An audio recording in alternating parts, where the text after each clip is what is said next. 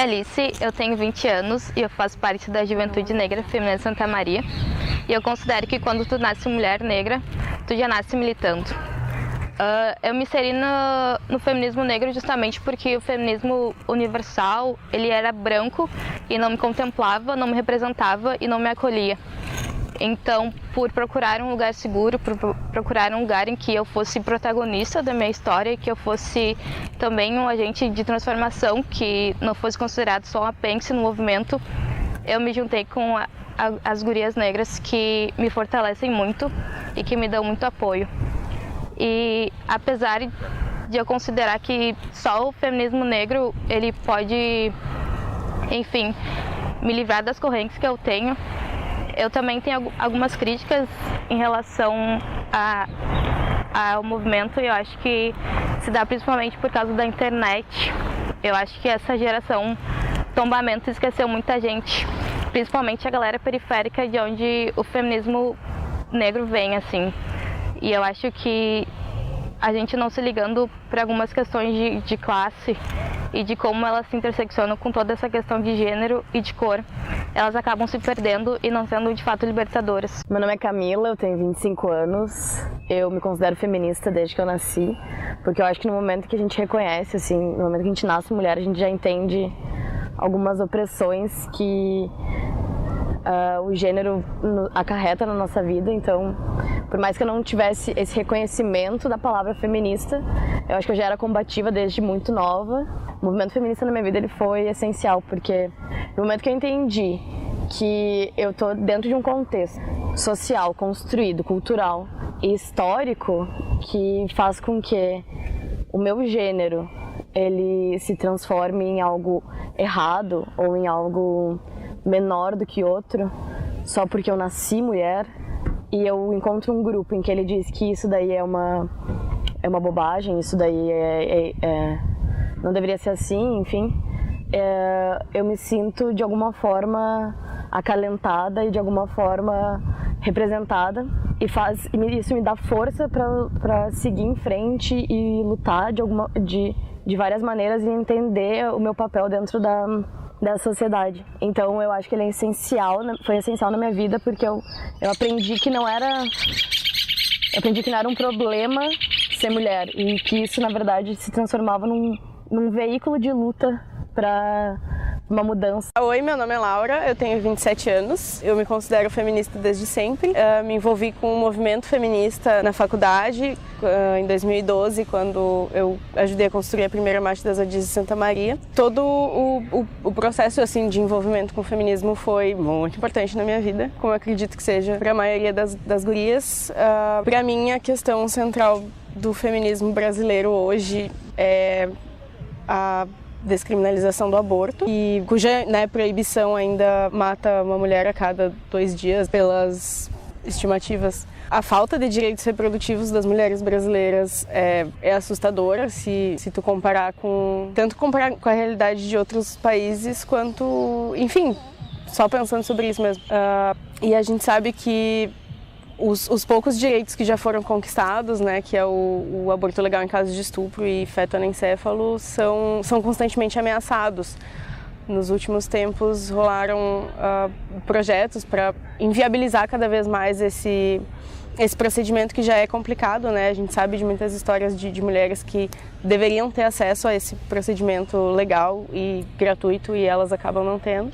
Críticas ao movimento feminista no momento, eu percebo principalmente na internet a fragmentação assim, do movimento com relação a algumas pautas. Eu acho que, não que todo mundo tenha que concordar, porque o movimento deixa de evoluir quando todo mundo concorda em tudo, né? Mas eu acho que a gente tem muita coisa ainda pelo qual brigar junta, para deixar assim, o movimento se fragmentar, se dividir por pautas, não que não sejam importantes, mas enfim, a gente está sob um ataque tão grande que parece, às vezes me desestimula muito essa fragmentação. Mas acho também que a gente o feminismo tem muito maior visibilidade agora do que comparando com o tempo atrás. Tipo, eu conheço gurias muito novas que são mega engajadas e que, assim, com a idade delas eu não tinha nenhum acesso a esse tipo de de discussão que se tem agora. Então, eu acho que por mais que a gente esteja sempre sob ataque, a gente também avança bastante. Agora também tem a invasão feminista no mundo pop, que um monte de gente critica e tudo mais, e claro que tem um perfil problemático, mas eu acho muito, muito valiosa assim, a possibilidade de se abrir essa conversa, esse debate para o maior número de mulheres possível. Meu nome é Valentina, eu tenho 19 anos, eu sou feminista radical e eu sou lésbica. Eu acho que o meu maior problema com o queer é as pessoas, como o queer se espalhou, digamos, se popularizou, as pessoas acham que eu sou homem trans agora. E depois que elas descobrem que eu sou mulher e sou lésbica, as pessoas me tratam diferente. Eu acho que nós, lésbicas, somos o principal grupo para acabar com o machismo, porque nós vamos contra tudo que os homens nos impõem. Principalmente lésbicas que não são feminilizadas, não se maquiam, não usam sutiã, não se depilam. E isso é muito importante, porque nós não precisamos da aprovação dos homens, nós não precisamos agradar eles em nenhum momento, né? Até porque nós não nos relacionamos com eles, então acho que isso é muito importante. As lésbicas têm um papel fundamental nessa parte do empoderamento. Para os homens existe essa falsa aceitação de lésbicas, que eles nos fetichizam e veem lésbicas como algo legal para colocar em pornô, né? Se tu for pesquisar na internet sobre lésbicas, tu vai achar muito vídeo pornô. E isso não é aceitar, é sexualizar mulheres, como sempre, mas fetichizar nossa sexualidade, que não é uma coisa... É tipo amar lésbicas, amam outras mulheres, é apenas isso. Não tem por que tu fetichizar isso. Isso não é aceitar uma sexualidade. Oi, eu sou Jaqueline, eu tenho 21 anos, eu sou estudante de psicologia e feminista radical.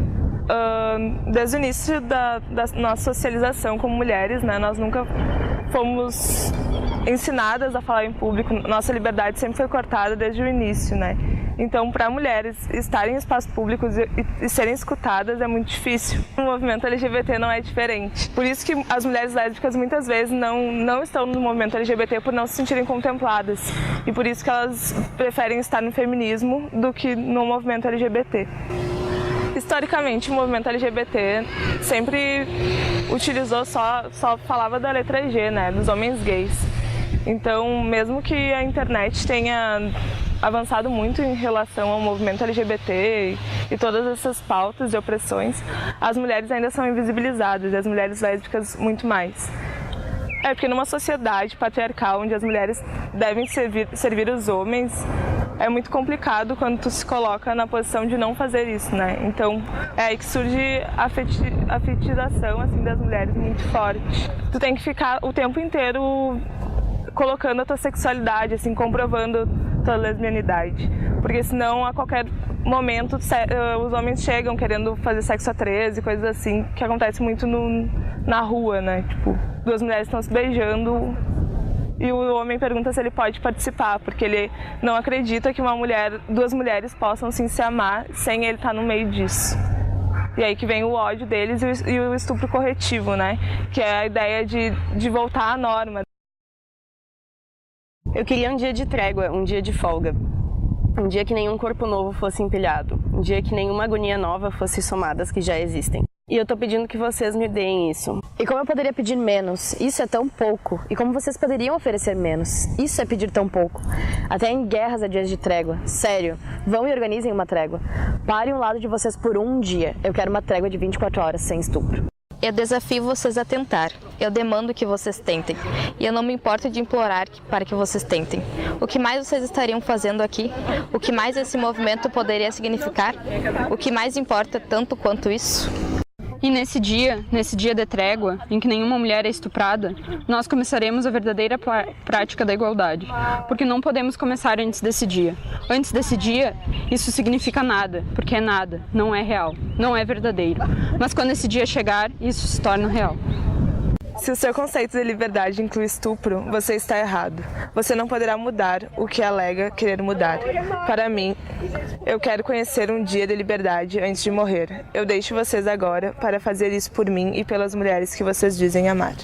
E então, em vez de estuprar, nós iremos, pela primeira vez na história de nossas vidas, tanto mulheres quanto homens, começar a experimentar a liberdade.